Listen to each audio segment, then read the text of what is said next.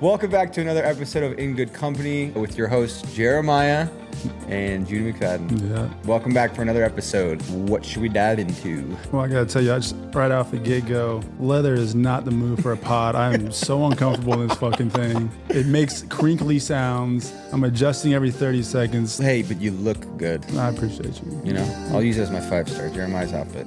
Okay, pet peeve of mine. It's a pet peeve of yours? I won't call it It's not a pet peeve. but it's, You don't give a fuck. I don't. For a lot of people, it would be. It probably is for a lot of people. I don't care because I know you. I don't either. Jeremiah, I have a text and I almost want to pull it up so you guys can see it. Me and him are together recently and we're at church. We're at church home. We're at church home. And it's the end where there's the worship and Jeremiah goes, "I'll maybe be right back. Go to the bathroom 5 minutes." And like 20 minutes later, I just knew and I said, "Did you Irish?" And all I get is a gif of a leprechaun dancing with its legs up. And the Irish goodbye, you are the king. You love a good Irish goodbye. I do. Yeah. I'm not good at them. Sometimes it's just your time to go, and I don't need to say goodbye to anybody. But also, okay, as your friend that was with you, it's not like we were at a party where you had to go make your rounds. It was just you and me. And You're leaving out an important part of that story. Which is what? There was a girl that you wanted to link up with Yep, at Isabella. church. I just wasn't going to wait around for that. So I was like, you know what? That's fair. I'm going to let you do your thing. I'm out of here. Fair, because I was waiting to say hi to her. But there's been multiple articles printed in the last,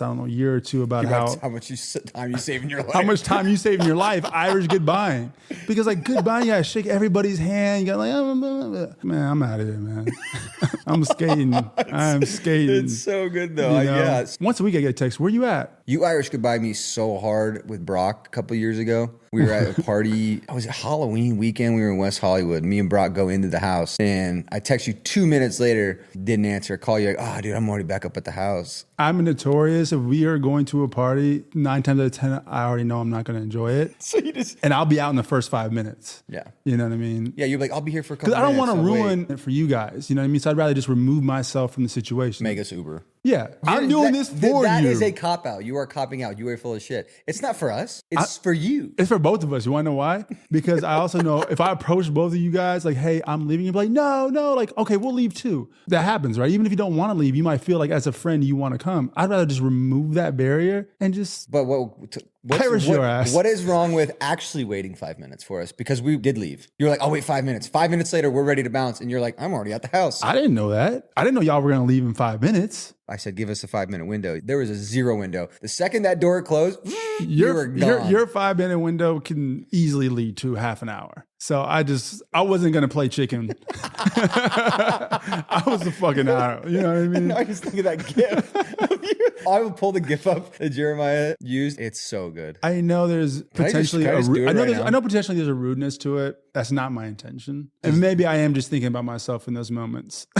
It's just so good. Maybe I am. Irish. Did you Irish? Where is this thing? Look how funny this is. Look at this. Did you Irish? A leprechaun dancing. Dude, also the text above it, there are some grade A baddies here. No way. Me or you? Where were we? We're at church. Oh, church home has baddies. We're You're at right. church. Church home has The leprechaun. The amount of pretty girls in church home is crazy, by the way. Just in case you're wondering. All right. We have an incredible guest today, so let's do our 5-star reviews. This week, what have you not been able to get enough of? I actually posted on my Instagram story. It's a drink called the Warhol at Dayglow Coffee Shop. You can't get enough of this. It's got delicious. The orange twist. I've posted on my Instagram. I've had several people since DM me like, "Yo, this changed my life." It's kind of like a creamsicle with like espresso. So it's like an orange peel, it's cinnamon, it's cream, and it's so delicious. It's really good. It's like a treat yourself drink. It's not like something you're gonna drink on like a Monday morning getting ready for work, but like Saturday morning, like you're kind of feeling good. Yeah. Treat yourself. Yeah. What's your 5-star of the week? My 5-star of the week is Gatsby's chocolate. Jeremiah tried one of these earlier. We both had a few packs. It's a hell of a catch. By the way. Yeah, it was great. The cookies and creams by Gatsby, phenomenal. I like the sea salt extra dark. Yeah. I'm all about the anti-inflammatory properties. What it does with my skin. Yeah, Gatsby's cookies and cream, absolutely delicious. And that's my 5-star this week. Indulge before bed, you won't feel bad. I also really like what they have on the inside. It's kind of like It's nostalgic. It's pretty cool. It's the Charlie and the Chocolate Factory Gold. And it says, "Forget love, fall in chocolate," which I could use right about now. All right, what is our movie of the week? Movie of the week is a movie I've seen 3 times in 24 hours. I'm not even kidding. It's called The Taste of Things. Oh. And it's a French period piece. And it's about a relationship based around food. And they're incredible cooks, and how important food is, and the discovery of food, and how like you sharing that with your friends. The whole movie's in French, and it's like chocolat, but like with like food, you know what I mean? And it's an incredible film. Love it. What's your song of the week? What are you choosing? Song of the week came out April 19th by Nathaniel Rateliff. It's called Heartless. It is so good. Yeah. It's an incredible song. It's a great song. And it'll be on our playlist this week, which, by the way, the only way to get the playlist is on our menu in the Patreon. So click the link, subscribe, be on the in. If you know, you know. Which leads me into our guest today. We are so blessed and stoked to have him here. He's a recording artist. He's been making music for 20 years, 30 years now. He's a triple platinum artist. He's incredible at what he does. You might know some of his hit songs, Son of a Bitch, Dear Mama, his album Tear Me at the Seams, his newest album, Survivor, is incredible. Nathaniel Rateliff. Glad to have you on. Woo. Again, the only way to watch the full episode is to subscribe to the Patreon. You can listen on Spotify and Apple, but the only way to watch it is by subscribing on the Patreon, which will give you the newsletter as well, with all of our 5-star reviews, movie of the week, and song of the week. So subscribe to Patreon and watch the full video. Do it. Do it. Because you want to watch. The video is where it's at. Audio is cool, but not as cool as the vid.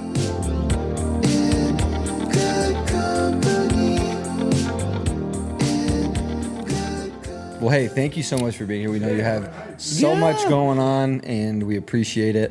My pleasure. Happy to be here. Yeah, we've been wanting to have you on for a while. I'll just jump in. Is that cool? So, I mean, this is even me earlier today. I was on the phone with Courtney, our producer, and I just had like one of those days where I was like, I just want to give up.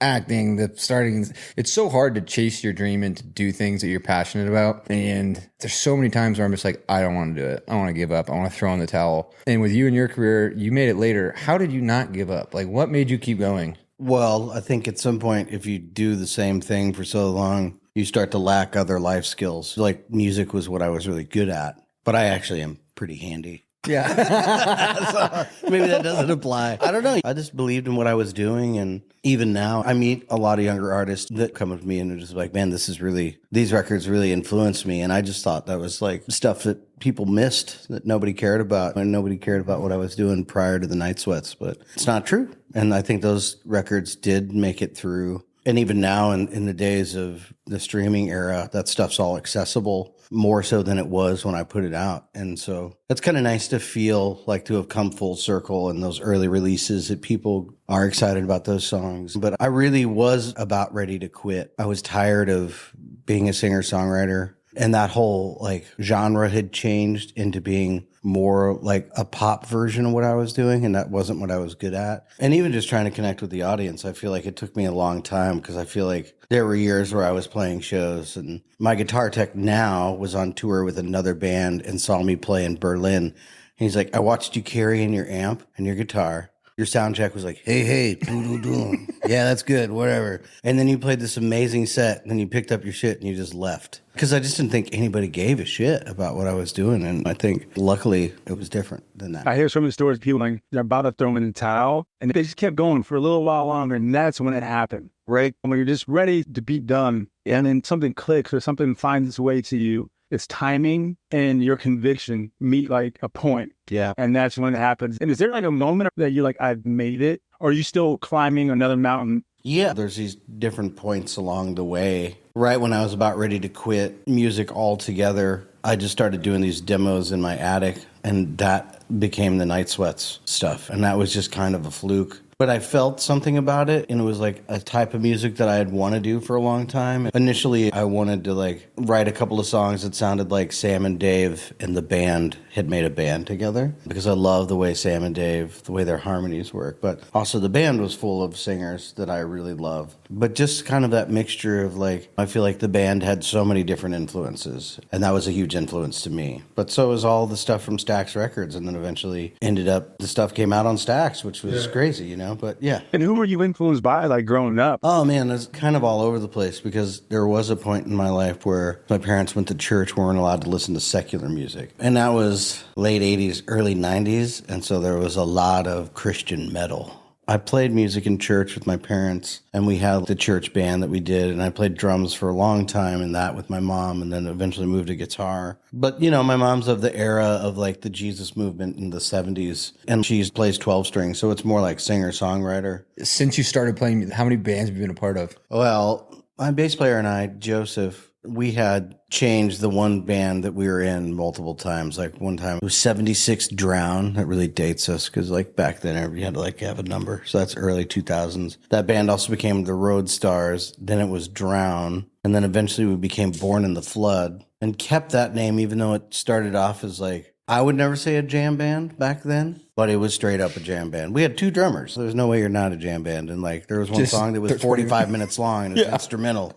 So I was like, no, we're not jamming. It's all mapped out. It's like all written Like that way. Fish is a jam band, right? Yeah. That's just, we're going to jam out and do whatever we want. Just noodle. So we kind of started that way. But then I think the stuff that I was listening to really changed. Like I got into the Cramps and the Strokes had come out and I got more into the Stones catalog and all of that just kind of influenced the way I was writing. And then I think it was that era too of the early 2000s of like the White Stripes. And then you also had. Well, he was saying the Strokes and that was one of my 5 stars. Yeah, I mean, that first record was like, and I think at the same time, we were also getting our minds blown by Radiohead ever since they put out OK Computer. But I think that was like every band of that era. Yeah. If you list your influences, Radiohead would have been up there. But somehow we made that kind of a mixture of all of that. And then that band did really well. And we did a pilot show with Matt Pinfield, who was on MTV for a long time. He was a big deal, 120 minutes. And just a guy who loves music and helped out a lot of bands. But he was trying to do his own show, and I guess it never took off.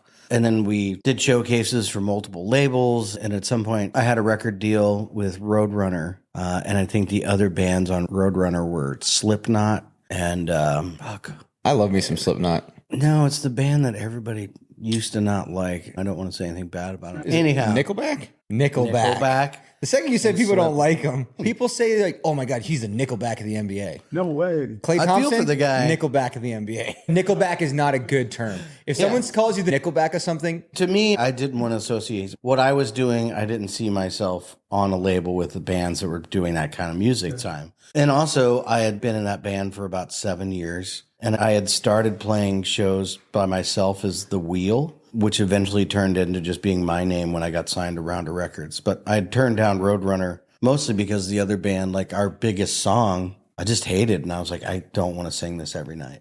And they wanted to like release the record that we already put out. And I guess at the time I grew out of it. And I remember our guitar player at the time was just pretty livid with me for saying I didn't want to do it. And my manager too. He's like, what is it going to take for you to sign this? I was like, it's not really about money. I just don't see myself doing that. And that was really a gut feeling. And then right after that, I started pursuing more of my solo stuff. And then I got signed to Rounder Records. Put out one record with them that Brian Deck produced. And he had done Modest Mouse and Iron and Wine. I love Iron and Wine. Yeah, and it was the same thing. Like I went to South by Southwest and we had this great team. I played the Brooklyn Vegan Showcase and that was a big deal back then. And the previous year, Justin Vernon had done that as Bon Iver and blew up. So there's all this anticipation of like, we're doing all the same things and people are responding well and you're going to take off just like Bon Iver. And it just didn't happen. I even toured with a lot of those bands, and some of that had to do with I just had like a really horrible manager at the time. Because I probably did that for another 7 years, the solo thing, and Nathaniel Rateliff and The Wheel. And a lot of times I couldn't afford to bring out a band, so it was just me. It was cut back to story of me in Berlin. And just not like, I didn't understand how to perform in front of an audience. And that's something that even recently, like up until last year, a friend of mine was just like, we're in the service industry. And whenever you're having a hard time, because you can have like a total existential crisis in front of thousands of people, and standing in front of people doesn't make you any less insecure. I mean, if all I had to do was slap motherfuckers, that'd be fine. Like we had a slap game we played for a while. I was good at it. But I feel like there was an era where like I didn't want to perform any of the songs that I knew people liked. So I was just kind of fucking over my audience with like the saddest, slowest songs I could play for an hour. What album for that? That would have been Loss? In Memory of Loss and Falling Faster Than You Can Run. Yeah. And all that kind of stuff. And even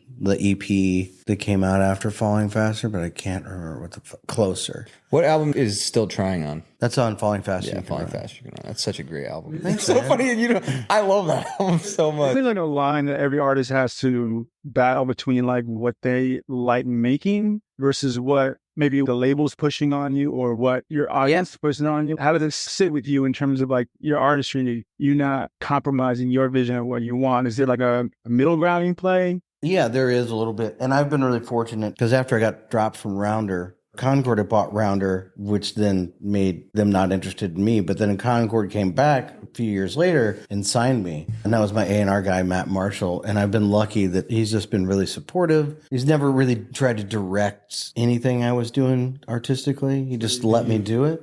And it's been really cool. And they've been really great. And I don't think I'd be where I am without them and my manager, Chris. And I think that was the thing that really helped change, is to have somebody steering the ship that knew what was happening. But it is still an ongoing conversation about what they feel I should release versus my favorite cuts. Even like we're about to announce a new record, and even just like the songs that'll come up out on iTunes before the release, there's strategy behind all of that from their end. And I was going over the songs and I was like, well, that's not what I would have picked, you know? Yeah. And it's interesting to think, and even my manager at one point, he's like, well, let's just take into consideration that historically the songs that you don't like do very well. I was like, okay, true. I hear you. So, and I think that is the case a lot of times. That's the case with this record. I was like, okay, well, we'll put that song on this portion of the release to come out early on iTunes before the full release. But I was like, the third song, can it be this song? And then everybody's like, yeah, we could do that. That makes sense. We talked about that one as being one of the ones. And, you know, now it's just like a whole different world of content and all this kind of shit that you have to come up with that I just fucking hate. You know what I mean? Like the social media aspect of little videos and stuff like that. The social media aspect of it, and just also like everybody wants to know what you're writing about. And I feel like when I was coming up as a songwriter, my influences, whether it be Bob Dylan or Leonard Cohen or Townes Van Zandt or even the Beatles and the Stones, you'd have to dig to find them talking about any of that. Nobody ever asked that question, like, what's this song about? You know, like, I was like, well, listen to it. And I think in some ways, like the beauty of art, and that being like all types of art forms, speaks to an individual in a particular way that only speaks to them. Like, not everybody's going to see the same thing in that piece of art there or that piece of art. Or when they're reading literature, like, you relate to that art through your own personal experience. And I think by explaining what the song or that an album is about and what everything's about, you're kind of robbing the listener of the opportunity for them to really have their own interpretation of that. Their own connection to it. Yeah. You know? Like both of us listening, because we both listened to your Still All Right album on repeat. Yeah. Because we both went through breakups. Right. And your interpretation of a song was different than my interpretation of it, but we both resonated with it. And I think I'm writing from my own perspective. And I think I can explain all of that, but sometimes it jumps around from line to line. Like, you might be writing something and there's like a dig on somebody else in there, and just like, oh, this person really pissed me off, and so I'm going to write this. But I was like, yeah, that's right. Take that. It's like the most passive aggressive thing you can do is like write some shit about somebody in a song. So I feel like your vulnerability in your music is such a huge, I think, connection point for so many people. I think your ability to honestly communicate, I think, pain. Well, a lot of men don't do that, which I think is rare, especially in music. A lot of men don't show that side of emotion. And I think that he's saying It's one thing to have the courage to put pen to paper, record it, put it out for millions of people to hear,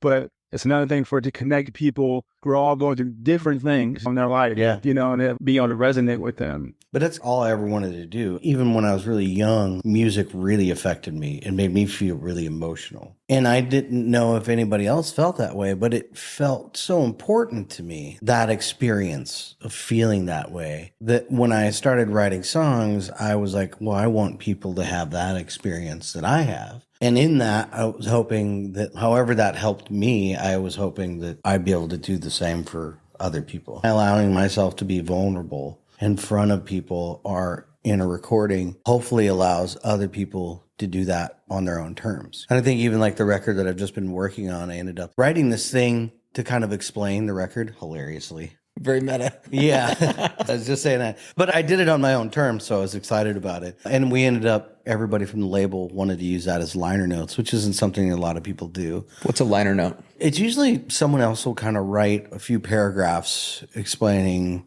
what this record is. And so it's that. Got it. So I just kind of talked about the experience of making the record and how we did it and why we did it that way. and what I was going through leading up to that. Like I had been experiencing, I've always had a problem with anxiety, but there's like almost 6 months where I was like just playing around with sobriety for fun. And yeah, because it's a blast, right? It's so fun. So it was really like 151 days, so close to 6 months. But in that time, since I wasn't self-medicating, I was like forced to deal with a lot of things, or a lot of things came up, and at different times. Like 4 weeks in, you feel one way when you haven't drank, and then 2 months in, you feel a different way. And so all these things just kept happening. But in that time, I just kept experiencing so much anxiety, and different than what I had felt in the past. Like it really was like playing with all my neuroses, like little tiny things. Anything offset. For example, I was working with my producer and a friend came by, and the first thing I noticed, I was like, he doesn't wear socks. You gotta leave.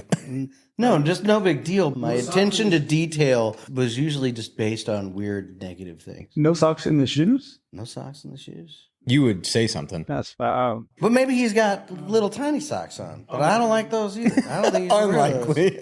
I even tried them recently. I was like, I'll give these a shot. And I was like, these are bullshit. So this new album you have coming out, is this a Night Sweats or a... Yeah, it's a Night Sweats record. Some of the songs in there could have gone either direction. It could have been on a solo record. And I think the writing is starting to get closer and closer to what I used to do, because I think that's just what I'm comfortable with. And the last record we did, The Future, I think at the time I was like, what kind of band are we? And the record did fine. There's songs on it that I love. And then like the production on it was intentional and just kind of clean. And I don't know, I felt like I was trying to do something different with the way it sounded and like kind of modernize the band. And with this record, I just really wanted it to feel like all the songs were songs. Like that's a silly way to say it, but like I want them to be songs that people would sing along to, or that I would want to hear. I didn't want it to be about production tricks or cool riffs. I just wanted to be word based, and I wanted the message to be like, these are songs. And I think there's some good sing along type songs in there. And it's interesting working with a producer where you're like Brad Cook, who helped us finish the last record. He kind of came in midway through, because a good buddy, Eli Thompson, was helping us with that. But I felt like I was getting in the way of Eli. And then Pat, who plays drums with me, we do a lot of production together. And then we also had James Barone, and the three of us do production, like we do songs together. And then we also had Jamie Mefford, who is our front of house guy. So there's basically like 5 different producers in the room, and nobody's really steering the ship. But like the first thing when we were making that record, Brad asked me, he's like, what do you want out of this? And I was like, well, I want everybody in my band to feel like they've had a huge role, like they're excited about parts. And I think Brad came in and he was really good at allowing people to have a voice. And I think I'm not very good at that in the studio when I'm working, particularly with my band, because I'm just like, we should do this, or I want to do this. That doesn't sound good. Just let me do this. Like, I'll do it, and I kind of take over. And that's pretty stifling, I think, for other people. So even on this record, we just recorded everything in El Paso, Texas at Sonic Ranch, which is like kind of a compound with multiple studios on it, on the 5,000 acre pecan ranch. How long did that take you, like when you guys went there? We were there for all weeks? of May. Really? Yeah. So I played Willie Nelson's birthday at the Hollywood Bowl both nights, and then went directly into the studio and the guys who got there before me and set up. And I came in and like started to play one of the songs, which will be our first single. And Brad was like, we set everything up. You guys are all playing in this one room. And it was like the biggest studio on the property. And so it was cool. We're just set up in a circle. Everybody can see everybody. And I went in there and he's like, I just need you to like make some noise so we can get a level. And I started to play this song and basically did like a perfect keeper performance. First try. Yeah. I came in pretty hot. And I came out, I was like, what do you think? Brad and I had to go have a chat. I just need you to just be like, hey, like, you're just coming in with a lot of... You went straight Will Ferrell and Anchorman. I'm so unprepared. Exactly. And so I had to like ease off a little bit and just kind of let Brad do what he needed to do, which I thought was a great experience for me and the band, because the band is always like, well, we don't want to upset Nathaniel, or they're trying to like do what's best. And like Luke, my guitar player, would be like, well, I was thinking this, what do you want to hear on this? I was like, I just want you to play whatever you want to play. And if you have a question about it, I was like, I think you should ask Brad. Like, don't ask me. How do you decide what's for you as a solo artist and what's for the band? Well, I think that's becoming harder. But before we met in May, in January, Brad had some time off and I had time off, and he was like, hey, do you want to come out to North Carolina and just fuck around? And so I had a bunch of ideas, and that was kind of the goal, was for me to go out there and actually organize all these voice memo recordings and all these like ideas that I have. And in that time, I was really struggling with this like neurotic anxiety. And it was like very apparent in the studio, and it was really hard for me. And I think by the end, I had like a breakthrough with Brad. And part of that was just him being like, man, I love you, and I'm just here to support you. So, yeah. So sorry. No, you're good, man. But I felt like that was a bit of a failed trip. I was there for 10 days, and I think we had 8 songs.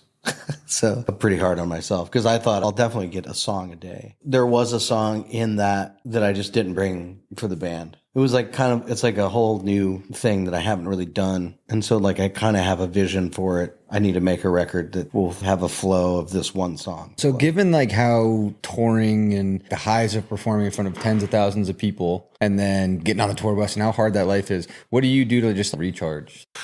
Nothing. Just come home and try to do absolutely nothing. But I also come home sometimes and go straight to the grocery store and make soup. Well, that's his or like come thing home to and do, like too. immediately mow the lawn. And, it's 3 acres of grass or more, Yeah. on a 5-acre piece of property. That's like when I was going to quit music, I was going to just go back to being a gardener. I think that's always been my like, don't kill yourself, just go someplace crazy and become a weird gardener. So that's what you would be doing if you weren't in music. That's like the passion, the green thumb. No, I'd probably be making money now, but yeah, no, I'm just kidding. The tractor mower, not the one you sit on, not a pusher. You have a sit on one. I have a 0-turn one, yes. Yeah, that's what we did. I would rock that. Yeah. You obviously went to high school and weren't on the groundskeeping crew in high school. Well, it's like funny. me, yeah. I had like a real sort of Goodwill Hunting story about my school, but I was not solving math problems at the end of the day. Like when I was cleaning elementary school, the music room would like have all these xylophones and vibraphones and pianos, and I'd be like scrubbing the floor and be like, and be like, ding, dong, dong, dong, ding, dong, ding, dong, ding, dong, dong, dong, dong, like just total jam session for like an hour, and then like go back to my dust mop and Yeah, and all you're waiting for is Quincy Jones in the other room. Be like, who did that? it's like, oh, that's brilliant. Yeah. I love that. So when you're not performing, I think this is funny. You guys will connect on this because you love cooking. What's your life outside of playing music and when you're back home? Like you said, grocery shopping. I'd love to like the grocery store is like such a perfect human experience. And then like being in another country and like just going to a market where I remember staying in the south of France. It's not as cool as it sounds. I was in Perpignan, and but a friend owned a house there, and it was like a cute little cottage and hot as fuck. But like if you wanted bread, you'd have to get up, walk to the market, and make sure that you got a baguette before they sold out. And then if you wanted lunch, well, you're probably just going to do that at home because the whole middle of the day just shuts down. Like there's nothing open. I grew up with some friends. My dad's really close friends were from Romania, and they had like escaped while it was still a part of the Soviet Union. And the mom from the family, like we're in rural Missouri, and there was like this huge Walmart, and she walked in and just cried when she saw all the food. You just don't have that experience. And then she would make these amazing cakes. And then she found out, she was like, look, the cakes, it's in a box. And I was like, no. Just keep making the cake you have been making. They're fantastic. That happened the other day. I took Jeremiah to Costco and he was like, where are we?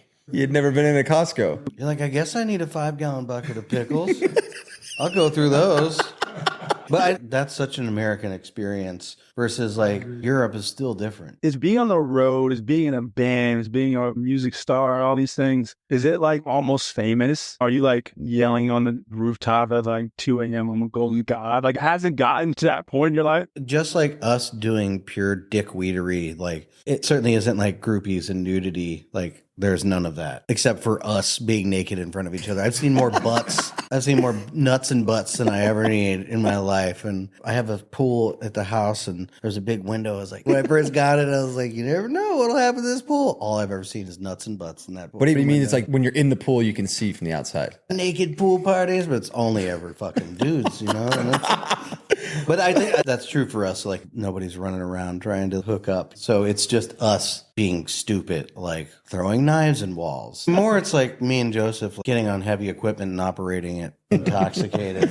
Or there has, not from me, but there definitely has been furniture thrown off of balconies. Wait, so speaking of almost famous, some of my favorite artists, Johnny Cash, I have a shirt that has Johnny Cash's mugshot. Do you have a good arrest story or have you been arrested? I have been arrested twice, once with Joseph. And then recently, last year, driving from Asheville, North Carolina to Raleigh. And I wasn't drinking at the time, like totally chill. This is one of those tours where I was like trying to figure out, I was like, I'm not going to stay there. I found this other place that my friend helped me find. Stayed at this nice hotel. And I was supposed to get on the bus that night after Asheville. But I was like, you know what? I was like, I'm just going to rent a car and drive to Raleigh and listen to some stories, some podcasts. And that was all fine. I remember I like called Taylor and I was like, hey, hope you have a good night. I'm going to bed. Like I was in bed early. And woke up at like, I don't know, I think I was on the road by 7 a.m. I just woke up. I was like, well, I'll start driving. And I get probably 45 minutes outside of Asheville. And I get popped by a state trooper doing 84 on the interstate. In like a 60? 65. Okay. But Colorado speed limit's 75. And you have a lead foot. You like to drive, right? No. A little bit. I said no. I'm an average driver. I would say I'm an assertive driver. Flow of traffic. Yeah. And so I get pulled over and he's like, you were doing 84. I was like, oh, sorry. You know, like I was like, whatever. I was like, write me a ticket. You know, I was like, it was you know, I was 85. just like, come on. I was like, my podcast is going to, I need to listen to History of Rock or whatever I was listening to. I think it was exactly what I was listening to. A History of Rock and Roll and 500 songs. Anyhow, don't want to blow you guys' podcast by recommending another one. I was Anyway, listening to good company. yeah. I was listening to, yeah. And so he's like, well, did you know it's still legal to drive over 80 in the state of North Carolina? And I was like, what? Like, he probably didn't like my attitude. I wasn't trying to give him attitude. I just was like, It's illegal to drive over 80, which I just thought was absurd. Dumbest thing I've ever heard. Yeah. As an assertive driver, I thought that was unreasonable. And so he's like, I'll reduce the ticket down to 80 and you'll just have to pay the fine. If you don't pay it by such and such date, you'll have to appear in court. I was like, yeah, whatever. I'll pay it. It's fine. I'll pay it in 2 days. And so, because I was just kind of being like, whatever, this is stupid, which I'm sure he didn't appreciate. And so I'm in just like the gravel median and then it's just interstate. So I floor it, which is maybe not the best thing to do. You floor it out? Floor it out. Yeah, because you got to accelerate to get into the interstate. It's fucking traffic. It's just bad as hell. Yeah, I floor Thanks for it. the ticket. And then immediately I look down, and I mean, like, no time has passed. I just get pulled over. Same guy. I blow by his friend, who I actually blew by earlier when he had somebody pulled over, and I was like, he's not getting out to stop me, and I just like assertively drove by him. And then, well, he gets me, pulls me over, and he was like, my partner just pulled you over. He's like, I just got you doing 84. He was just on the phone with me. He just pulled you over doing 84. So I get pulled over by one state trooper and then immediately got pulled over by another state trooper doing 84. And were you like, oh, fuck, I'm going to jail? No, I kind of laughed, not at him.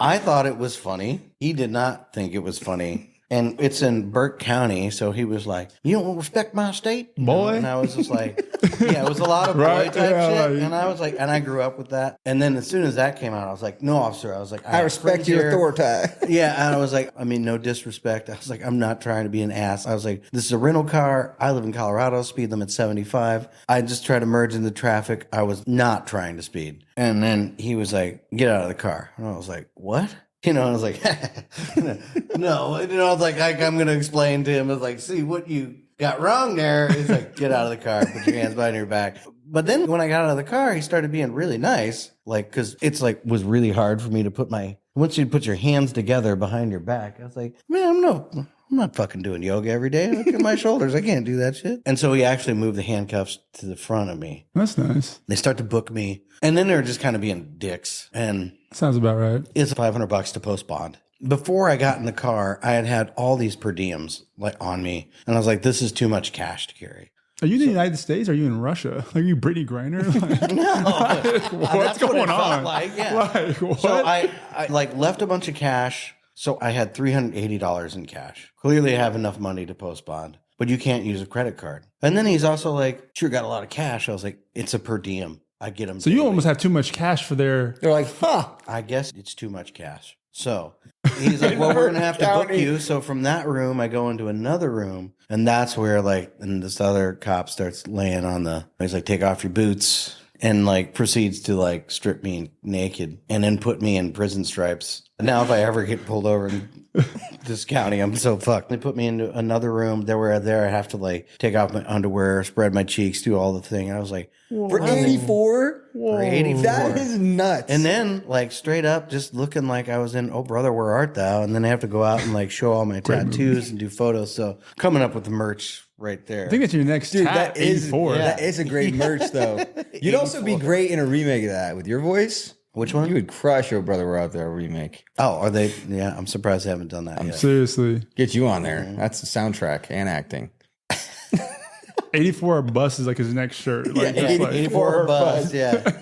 So then, like then I have to make my call, which is funny because the first person I call is my tour manager. And then I give him 2 bail bondsmen. And his side of the story was he's sitting there and then our production manager's looking at him and Will, my tour manager, is like, county jail. He's like, this ought to be interesting. I was like, hello. And I was like, on the other end, I was like, Will, this is Nathaniel. I'm in the county jail and I'm not fucking kidding. Like, and he was like, all right. He's like, and I'm supposed to be like driving to this show that we're playing that night. And so I'm not fucking kidding. yeah, I'm not fucking kidding. And so he's like, okay, well, I'll call these bondsmen. Because that was the other thing. We have to like go through a bondsman. The whole thing's a racket. You know? It is. And it's only $500, but that's the thing. Like, most people don't have $500. I'm fortunate enough that I do. And so it's like other people who are actually going to be doing time in the system for something as simple as speeding. And so anyhow, he gets me out, but he had to call 2 bail bondsmen. And he was like, one was like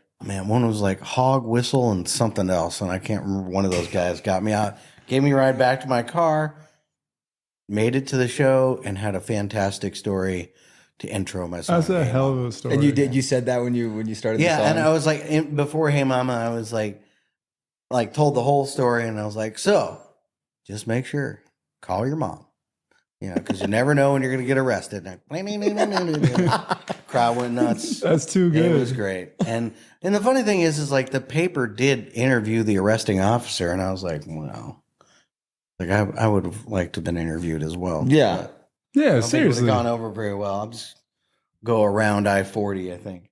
And Yeah, the funny thing skip is that like town. my producer who lives there, Brad, he was just like, he's like, bro, I drive. He's like, thought of you the other day. Was doing 85, driving right next to a cop. Nothing happened. I was like, mother. Were you on I-4? Is it 40 or 4? I can't Well, remember. I wonder if I-4 runs Dude, from North going- Carolina to I Florida. can't remember. Going to jail for Or is it 84 is 60? crazy. That is ridiculous. How's the mugshot? Oh, so Always yeah, good merch. yeah. We can use it for promo for this. Yeah. We do our collab We post can't. with you. Is your mugshot in good I'm company? pretty sure my management would be like, what? It is Photoshop me and you in there with them with We're stripes shooting on. this pod today Yeah. in the what's the name of the town? Yeah, when I did get into the cell, there's this young kid in there, and he was just like, opens his eyes. It's still pretty early in the morning, and he's like, and then eventually looks over, like, you been in before? I was like, yeah. He's like, but he doesn't know me, so I just like have tats and I'm wearing prison stripes and my hair is all fucked up. I was like, yeah, I've been in before. So doesn't know I'm just like a nice guy probably just most thinks- of the time. Yeah, he's like, this dude, guy dude. just killed somebody. Yeah, like, yeah. You in here? Live here. Probably scared for his life in there. His eyes are all bloodshot. It's like early. He's got tatted up. There's also like an incident where one of the band members might have flooded several levels of a hotel. He still says it's just a drip. But he said he woke up in the morning and he like rolled out of bed, feet hit down, and he's like, oh my God. And starts to look around and his room's flooded. Well, underneath him was Mark's room. And Mark was like, there's fucking water coming out of the ceiling. It was like bubbling up. And then one of the crew guys was like, oh yeah, I was on such and such floor. I had water coming down the wall of my room. So it was like not great, but this hotel, it seemed like it was going to be, immediately to my tour manager, I was like, yo, I'm not paying for that shit. You know what I mean? Like, Yeah, it's like, seriously, you're not lying. that Yeah. kind of buffoonery is at the cost of the person who did it. He's like, I agree. He's like, I'll let you know what happens. And then like a couple weeks later, I was like, what's happening with that? Like, what are we? He's like, well, Yeah. we're definitely never That's when you staying hope at it's that a- hotel again. Yeah, that's when you hope it's a Notting Hill. There's definitely Mr. a hotel Flintstone.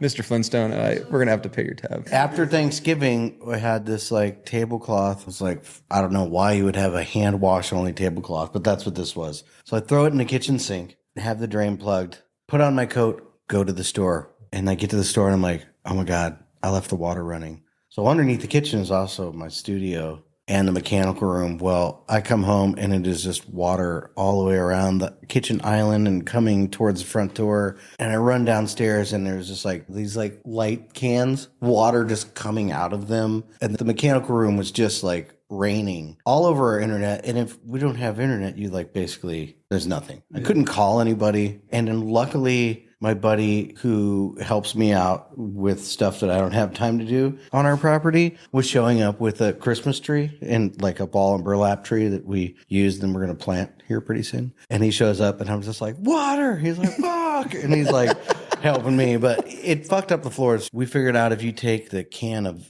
you don't really see it that much, but Pledge, the dusting spray. Oh, yeah. That like has a polish. Well, we had wood floors and we polished the whole house's floors. Like we polished all the floors in the house with this stuff and we're like ice skating with our socks on. It was so slick. And my mom came home and just like totally. She was like, there you go, Heather.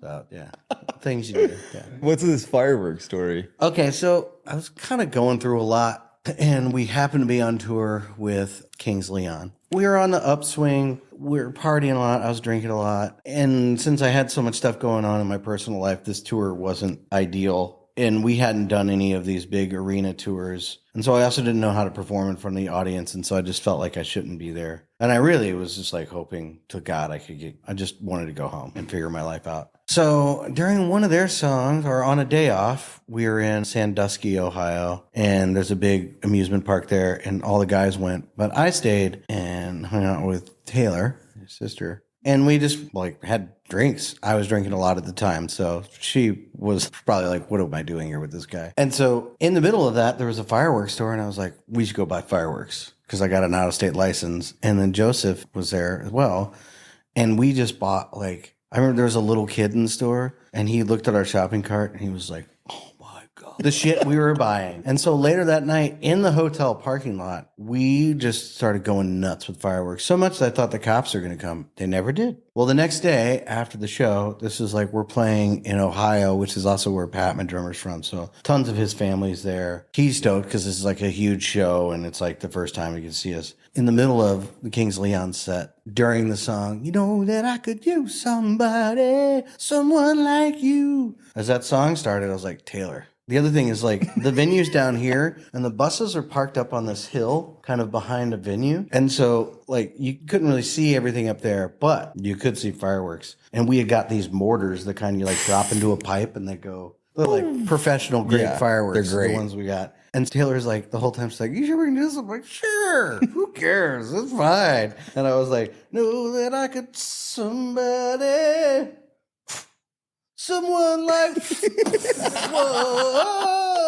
I was like, give me another one. Someone like, and I just keep setting them off. And then like next chorus comes, do it again. And while this is happening, like Joseph is talking to somebody and Pat's in another conversation. And they're like, yeah, you know, I could. Uh-oh.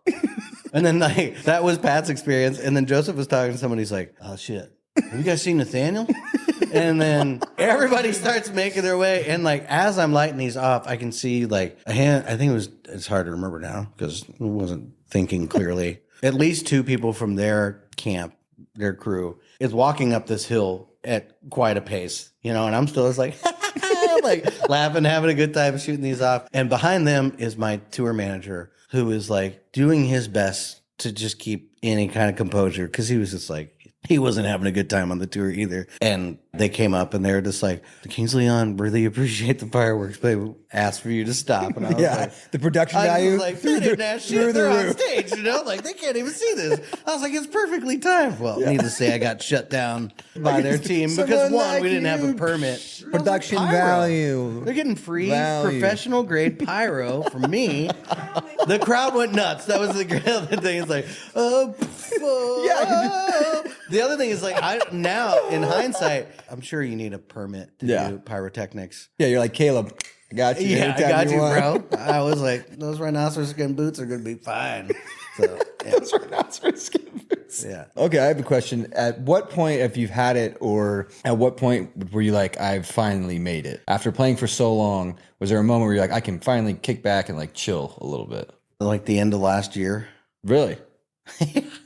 I mean, I felt for a long time like the bottom is always going to fall out from underneath and just not know. There was no particular moment. I think it just really took me a long time to realize where I'm at in my career and that we haven't really plateaued yet. And that's the funny thing about this industry is like I could not have a career pretty easily, very quickly. And I've had other friends who were really successful that just put out a record that didn't do well and like really just slows your momentum down. And then some people navigate through that and continue to have great live shows. And I think that's the thing that sustains us mostly is like how many shows we play. I mean, or this new album could be the biggest one you've ever made. That'd be great. You know? But I try to look at it now as not so much like I really love the songs and I believe in this record and I think it'll do well, but I know that it's going to sustain me into creating more. You know what I mean? Me and like him have it's talked another about that. step. It's for you. Yeah. Like if you know that you gave everything to it and you like it, that's the work. And then I've also just trying to like do other things in the same industry that I like, and I like working with other musicians. And songs are really like I'm really curious about the way people write songs. And I'm curious about people's stories. And I want to help people tell their own story. I think it's important. And so I want to be in the room with people when they get hung up and be that other voice. It's like, well, what about this? And I'm not trying to get the writing credit. Like I worked on a project with the band recently and I thought it was going to be more collaborative, but the singer and the writer just like got the song pretty much done. And so when I came in, I only helped change a couple of things, but I was happy to be a part of it. And it wasn't really about me trying to write the song either. Like it's cool to be a part of the experience. And in the end, we kind of cracked the code together in a room of like how the song needs to be performed. And that's fun for me. That's exciting. I'm in town right now to celebrate Mavis Staples' 85th birthday and sing some songs for her and with her. And I've written and recorded a song with her that we have her singing on and still haven't put it out. Like it's just because the timing didn't feel right. And so now I'm going to have to, now I probably will this year because it's her birthday. But that was like just another thing. It was like such a cool opportunity. And I like being in the room. Yeah. It's interesting to watch somebody else's magic. What's your favorite city you've played in the world? Because you've played all over. Yeah. Favorite city. It's more like areas. Like the Netherlands are amazing. And we've always done really well up there. And in Brussels, I've spent a lot of time in Brussels. And so I know the city really well. So I always look forward to going there. And Utrecht is by there. And that's pretty cool. I love culture. And I like when I'm in another country or even another city. I feel like most European cities are easier to walk around than the American cities. Like when you're in New York, it's easy to walk around. New York, you could take a train to another part of town and walk around, but here it's different, you know? And so I spent tons of time in London and fallen in love with parts of London and spent tons of time in Berlin and like parts of that city. But then I like weird places. Like I like Munich. I love Bavarian food because that's what my great grandmother used to feed me. Tokyo was cool, but it was also like during this crazy heat wave. I remember I took a train to go see this old Buddhist monastery. I'm like, I can't remember if it was built in 700 or 500, like fucking That old? Yeah, and still there and still active. But I just remember it was like I was wearing a shirt and like the whole back of my shirt was soaking wet and the whole front, you know, this is like Yeah.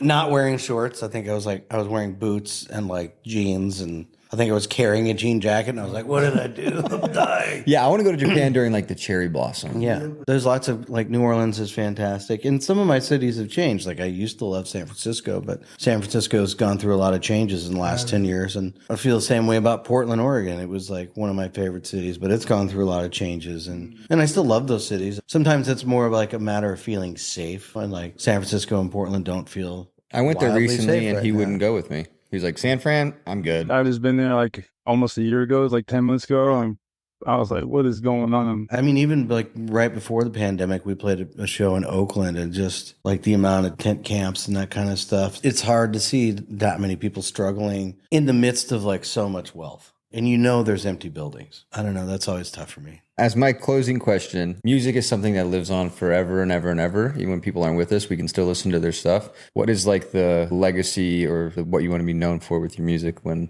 it's all said and done? I just hope people don't think I'm an asshole, honestly. So. I don't know. I hope that people just remember my voice, or like I hope maybe I'll be recognized for my vulnerability. Good thing to be known for. Yeah, listen, man. When I was going through a hard time in life, you know, relationship and life changes, all these things, like your music, 100% helped me get through bad days. And so I'm really appreciative of having you on, man. And it made some of my best days too. So yeah, it's good and bad. It's not all, you know. But thank you so much for making the time to come meet with us. Thank you guys for having me. It's a pleasure. We hope you enjoyed this episode of In Good Company. If you're enjoying this show, it would mean the world to us if you left a 5-star review. You know we love 5-star reviews, and subscribe to the pod. This is a reminder, if you want to watch our episodes, you can do so only by subscribing to our Patreon, where you also get access to the menu and some fun announcements we have coming up. And don't forget, The only thing better than good food is good company.